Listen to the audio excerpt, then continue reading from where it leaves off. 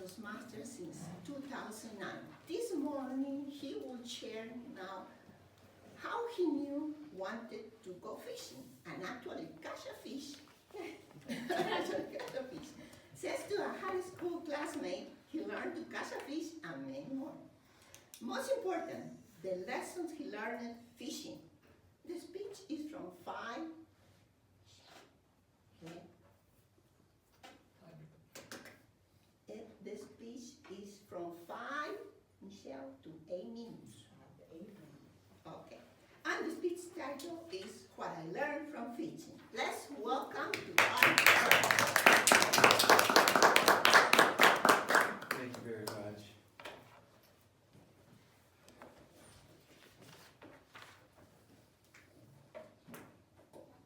Give a man a fish, and he eats for a day. Teach a man how to fish, he eats for a lifetime. Through a high school classmate of mine, I learned how to fish, and through fishing, I learned some valuable lessons that will last me a lifetime. Fellow Toastmasters honored guests, let me tell you about a fish trauma that I had. 8 years old, my father, not an avid fisherman, but he's had some poles and he's had some bobbers in the garage. He's always gone fishing, but he never took me. So he finally took me at 8 years old to Mill Creek Park. So he's fishing and he's got some fish. I'm fishing, I'm getting nothing. Finally, I get something. Tugging on the pole, fish pops up. My dad looks at it, it's about this big. He says, "Oh, that's too small," throws it back in. I have not caught a fish since then for so many years, I won't tell you. But, so I mentioned to some people that I was interested in fishing. They said, "Oh, we fish, you should come out with us." So I had some questions, and I said, "Where do you fish?" They go, "Mosquito Lake, Lake Milton, we're on the causeway." And we're just sitting there. I said, "Well, how long do you sit there?" "Oh, for hours." And I go, "Well, how many fish do you get?" "About 1, 2, 3, 4, 5. I said, Now, I grew up on a show called The American Sportsman with Kurt Gowdy. I don't know if anybody remembers that. 11 o'clock a.m. on Sunday mornings. This show was that they had sports figures, they had politicians, they had celebrities go out on hunting and fishing trips. And they'd be out on the boat and they would be grabbing in bass. I said, that's what I want to do, but I don't think I'm going to get it from the people on the causeway. So, my friend, Anthony Tony Simmons, he was a football player. He played offense and defense, which meant that he played the whole game. So he was an all-star. Now, we weren't friends in high school. We kind of knew each other. I was a paper boy and I worked in the school cafeteria. So we didn't kind of mix. But some kind of way we found each other on social media. And so one time Tony had posted his fishing pictures. And I mean, these pictures were like 70 fish of all kinds of fish. Wow. And I thought to myself, that's the dude I need to go fishing with. Right? So what happened was, I was at a neighborhood reunion, and Tony was there, and he was cooking fish. I walked up to him, we did some pleasantries, and I said, "Dude, I have to go fishing with you." He goes, "Okay, we'll go." But this was in September, so the fishing season was kind of winding down. So the very next year, so Tony and I get together, Tony tells me what to get. You need some waders, you need some boots, license, fishing license, and of course, worms. So, I drove out to Beloit, Ohio, which is 20 minutes from Boardman, and Tony's there, and Tony's got a boat. Thumbs up, boat. Next thing I know, I find out it's a private lake. No people. So, we go out on this boat, we go to a lake. But we don't go to the lake, we go to a quarry. Now, a quarry is a wall that goes into the lakes. So, we are standing in our waders, in the water, and we're tossing. Tony shows me how to put a worm. I'm not gonna pull the worms. Yeah, I'll pull the worms. No. Pull the worms out and puts it on my hook because I haven't been fishing. He gave me a pole that has a push. I don't know if many people the push one that you. He gave me that, so I wasn't casting very well. So next thing I know, Tony is casting. He waits a little bit. Next thing you know, Tony's got a fish. Tony's got another one. I'm sitting there going, Lesson 1 came. Do not be jealous or envy of someone else. Your time will come. So, a little bit later, I have my pole. And it's tugging. I'm tugging. In my mind's eye, my first fish. Then my mindset changed and says, no, because Tony told me, reel it in slowly, which I did. Next thing you know, there was a fish at the end of my line. Now I'm wearing waders, right? My phone's somewhere. I'm trying to get it real quick. I'm trying to get it and give it to Tony. He takes pictures. I'm doing all kinds of things. I'm doing Vogue, everything. We're taking the fish. So after that, now we're on the boat and we're going around. Now, fishing standing up is different from fishing sitting on a boat. So Tony was teaching me that. But that was, the second lesson came as we went from different spots, and all of a sudden he'd go, no, not this spot, and go there. So we went to every spot we went, we were catching more fish. And so I thought, this reminds me of someone. I go, I never watched the show, The Dog Whisperer, right? So I started calling Tony the Fish Whisperer. That's every time he mentions something. So the second lesson was be teachable, because he taught me how to cast. This is, because I started off, and then I got this one. And if you're a fisherman, click back, I don't want to reel you in, but you get this one, and you start to do it. So now I'm casting better, and I'm catching fish. And so the next thing that happened, the next lesson was, it was a beautiful day, and it was glistening, the sun was glistening off the lake, and I was just sitting there, being in the moment. And I said to Tony, man, he goes, isn't it great? So my third lesson was, be in the moment. Now, our recent trip was in late August, and the fish weren't catching. So I'm going to kind of, in summary, put it this way. So we're on the lake, and Tony's not catching anything, which is surprising. I'm not catching anything. But then all of a sudden, because we're fishing for bass this time, and so all of a sudden he starts pulling in fish, and he starts pulling in fish. And all of a sudden that thought came to mind, don't be lesson 1. Don't be envious. Don't be jealous. Your time will come. So we're taking pictures and everything, and my time did come, and I did get a fish. And then the next thing was, he had me with the pole, I was casting, and he says, since we're catching for bass, what we want you to do is, once you dip it down, your lure will go down. We were using lures, not worms. And I didn't get a bass, I didn't get anything else but the little fish again, but that was another one to teach a moment. And then came the lesson of being present. Since we weren't catching fish, Tony turned on the Cleveland Browns game, the second week when the kicker wasn't doing very well. And we just were sitting here having a good time talking about Brown memories in high school, loves won, loves lost. It was such a great moment. So what Tony has done for me was he taught me how to fish, but what fishing has done for me, it has taught me lessons that I know that I will use through my lifetime. Wow.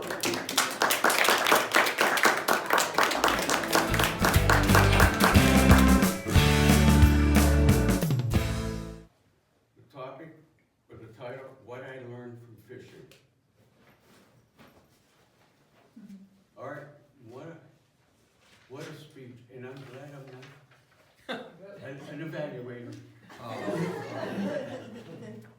could find nothing wrong, but our evaluator, our president, Debbie, is going to do that.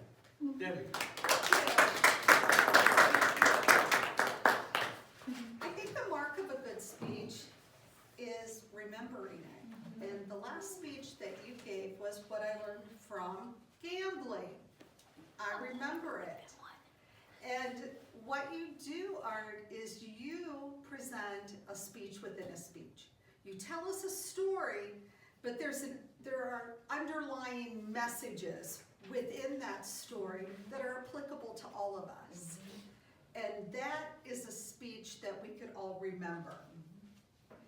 You used your props. You brought in fishing. You have your pole, you have your worms. A lot of us don't like worms. I was always afraid. I never put the worm on my fishing pole. My brothers always had to do that. And I think what you do well with your speech, and for all of you, Art is a DTM as well as Mickey, and that is the highest level that you could achieve in Toastmasters. Wow. And when you hear them speak, it is evident because of how comfortable they are and the way that they tie the elements of the speech together. So Art, you have seamless transitions. Your speeches are well composed, they're organized. When you tell your story, it's easy to follow. You pause, you allow us to take in what you're saying.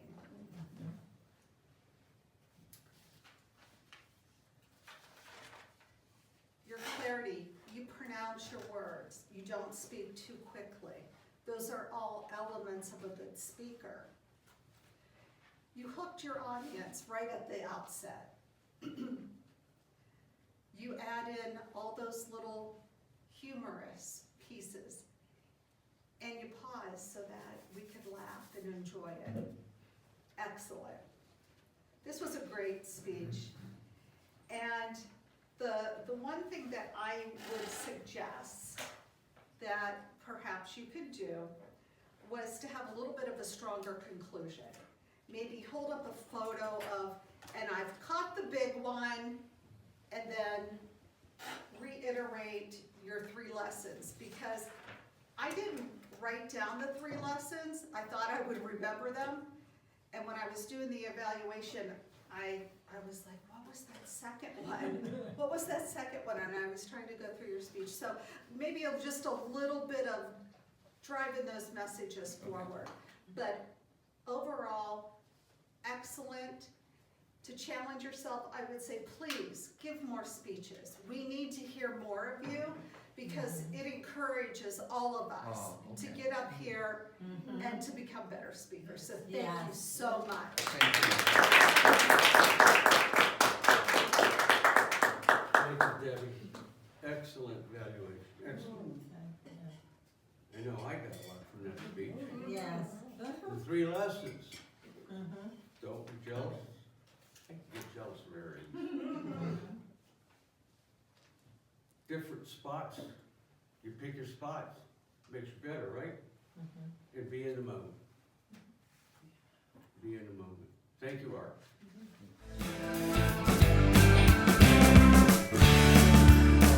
Next speaker, Art Bird has been a Toastmaster since, I'm reading this wrong, 2009.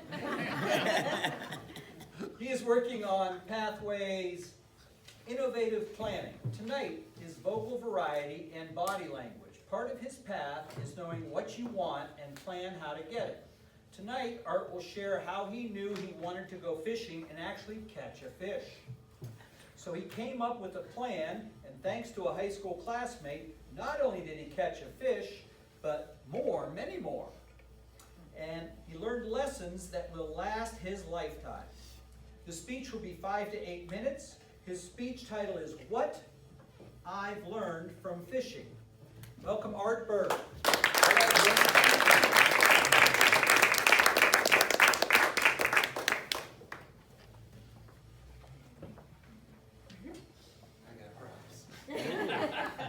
Everybody look out. Right. Yeah, really. Hey, worms. Oh, and hook.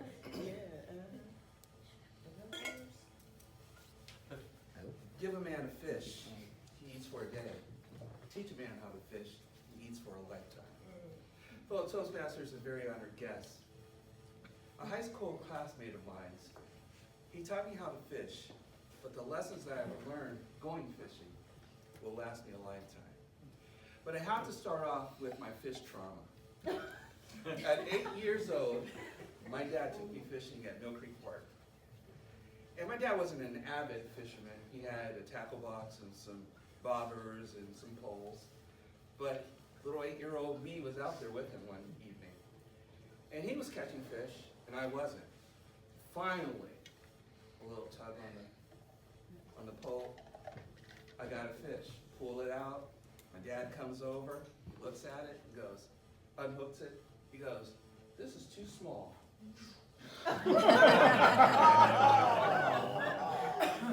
So I had never caught a fish for a very, very long time. Now, over the years, I've expressed to people I like fishing or want to go fishing. And go, "Sure, you can come with us." I said, so I had a couple questions. I said, "Hey, where do you fish?" They went Mosquito Lake and Lake Milton, the causeway. Well, I go to the beach at Lake Milton and I see people on the causeway.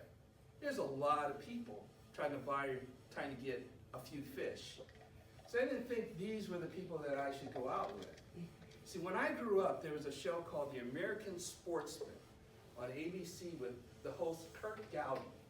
And what the show was, it was celebrities and politicians. They would go out on all these trips. They would go hunting and they would go fishing. And they would be bringing in these big bass like David Troutman and all that. And I said, maybe that's the way that I want to go. So, Anthony Tony Simmons, a high school classmate of mine, he was the one who kind of turned things around. Now here's what happened, is that Tony was a football player. And he was not just a football player, he played offense and defense. So what that meant, he was in for the whole game. This guy was an all-star. And me, I was a paper boy and I worked in the school cafeteria. Not a social mix. But over the years, we became social media friends. And so one time, Tony posted something with fish. He had gotten some fish. Oh, that's great, Tony went fishing. Then he posted another one, like 70 fish in one trip. I said, that's the dude I gotta go with. So what happened was, I was at a neighborhood reunion in a park, and I see Tony, and he's cooking. And what is he cooking? He's cooking fish, right? I said, dude, you gotta take me fishing. And he said, all right, let's do it. Now, when the reunion was happening, it was in the fall, so fishing season was kind of winding down. So next May, Tony tells me to get some waders and boots, and also some, what else? Worms. And a fishing license. So I ended up going to Beloit, Ohio, which is 20 minutes from Boardman and Canfield. So I get there, and Tony is there sitting there, and he's putting things in a boat. So number one, he's got a boat. And he's talking to another guy who is a resident of this private lake we're going to be in. So there's not going to be any people. So we get in the boat, and we're on the lake. But we're not starting to fish in the lake. We go to a quarry. Now the quarry is a wall that goes in, and there may be some fish there. So Tony, I know nothing. Tony gives me my pole, which is one of those push buttons. Have you ever seen one of those push buttons? It's kind of like the beginner pole. Then he even put the worm on the hook for me. And I'm tossing and I'm terrible. Jim, he's just tossing and Next thing I know, Tony gets a hook and he's got the first fish. I'm still standing there. Tony's got the second fish and the third fish. Then the first lesson that I learned, don't be envious and don't be jealous. Your time is coming. Then all of a sudden, I get this jerk. Tony looks at me and he goes, all right, slowly, bring it in, bring it in. And I'm thinking, oh boy. All of a sudden, there it is at the end of my line, this fish. It's not too small and it's not too big. It's medium. So I'm looking at my waders. If you ever seen waders that are all on you, I'm looking for my camera. I finally get in and I tell Tony, hey, hold this. And I'm like Vogue. Fish pictures. If I show you the fish pictures, I got a fish picture. So we finally are on the boat. And we go from one spot, and we're catching fish. Tony's catching a lot, I'm doing okay. Then we go to another spot, catching more fish. Tony goes, no, let's go to another spot. We go to another spot. And I'm thinking to myself, I've seen this before, but I haven't seen the television show. The dog whisperer. So I call Tony the fish whisperer. Because everywhere we're going, we're catching fish. But the one thing, as we were going to all these different spots, he was telling me about the lake and telling me what to do and how to cast. He even, because now we're sitting in the boat, he even gave me, I think, the big one, right? So I'm casting. And all of a sudden we're doing our, but my second lesson came, be teachable. Everything that he was saying, I was making sure I was in, that I was getting it. And then as we were sitting there casting, catching some fish, the lake was so beautiful. It was glistening. And next thing, I say to Tony, I said, isn't this great? And he looks at me and he goes, yeah, man, this is just the way it's supposed to be. Lesson 3, be present in that moment. Now, those were a couple years ago, but now we come to this year. So we go out in September, and the fish are not biting, nothing's happening. And all of a sudden, because we're trying something a little different, we have different lures on the fish hook. And so we finally go one spot, Tony gets a bass, that's what we're going for. He gets a bass, and he brings it in, and it's like this. And lesson 1 came up again. So I was like, oh man. All of a sudden it was like, I was very happy, my heart changed, my mindset was changed, and I was cheering him on. Next thing I know, I got one. Now he ended up with a few more than I did, but I got one, and a couple. Again, that lesson. But then the second lesson came, because when we were fishing, what he told me was, he said, all right, because I was fishing and I was doing this. He says, dip it a little more and your lure goes deeper. Again, be teachable. And then we were sitting there, it was the second week of the NFL season, and Tony turns on the game with the Cleveland Browns. And I don't know if anybody remembers this, but the Cleveland Browns kicker wasn't doing very well. Which season? Let's see. I'm not going to say anything. But what was happening was that Tony, we were sitting there and we were talking about the Browns, the history, but we were also talking about high school. Love's won, love's lost.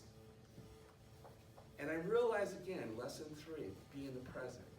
There was no business, no family could get to me, no nothing. So, in conclusion, as what Tony did for me, he taught me how to fish.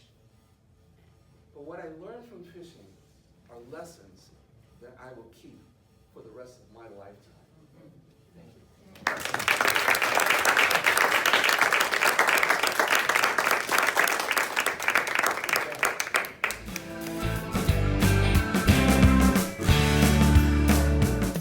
General Evaluator, fellow Toastmasters, our honored guests, and Art. It's a challenge to evaluate a 16-year Toastmaster, someone who has established what is called a distinguished Toastmaster. But thank you very, very much, Art. You teach us by example, and I appreciate it. You excelled at organizing your speech. Your preparation was very obvious. Your props were wonderful. You did a great storytelling. I thought it was wonderful. I wanted to say that your focus 1, 2, 3 was, like I've said from this podium in the past, it's like the shampoo bottle. Lather, rinse, repeat. 1, 2, 3. It's something we could all remember in delivering a speech. So I felt, do not be jealous, be teachable, be present in the moment. We're 1, 2, 3, and you did so well at it. You said it, and then you repeated it. So those of us in the audience can walk away with something, and I appreciate that very, very much. Only thing I want to say to challenge yourself, You have to blame Mrs. Nallen. She was my high school English teacher. She had an obsession that we could not use the word got. Many times the Toastmasters who have been here have heard me say this. I counted 5 times. And I thought, you either pay attention to that or that's part of your regular daily vocabulary, that's part of you, that's fine. But I'd like you to practice at using a substitute word. The other thing that I noticed was seen. Tony seen the fish. He would, a better word would he say he saw the fish. Thank you very much, Art Bird. Thank you.